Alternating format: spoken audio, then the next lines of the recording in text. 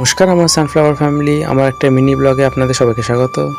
আজ মঙ্গলবার সকাল সকাল উঠেই বড় ভাবি আমাদের জন্য গদি পিঠে বানিয়েছে। সত্যি বলতেই হবে, দুর্দান্ত পিঠে বানিয়েছে আমার বড় ভাবি হাতে খুব সুন্দর কাজ। বড় ভাবি পাখান পিঠে আর গদি পিঠে খুব সুন্দর বানায়। প্রত্যেকবার যখন আসি আমরা প্রত্যেকবারই বানিয়ে খাওয়াই। আজ আমাদের নিমন্ত্রণ ছিল আমার ছোটো মাদের বাড়ি চলে এসেছি আমি, কুনাল, আমার মা। এখানে ফ্রায়েড রাইস, দেশি মুরগি, মিষ্টি, দই সবই ছিল, কোল্ড ড্রিঙ্কসও ছিল। এটা আমার ছোটো আব্বা বাইরে বসে আমাদের সাথে গল্প করছিল। খাওয়া দাওয়া করে সন্ধ্যাবেলায় আমি আর কুনাল চলে এসেছিলাম বাচ্চাদের নিয়ে, মানে নেহা নাসরিনকে নিয়ে বাঞ্চকে ফুচকা খাওয়ার জন্য। কারণ বাঞ্চকে আজ বাজার বসেছে।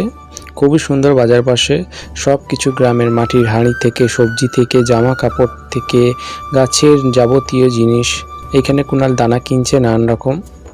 তারপর আমরা গ্রামের মোমো খেলাম, নেহা নাসরিনও খেলো, খুবই মজা করলাম আমরা সবাই মিলে।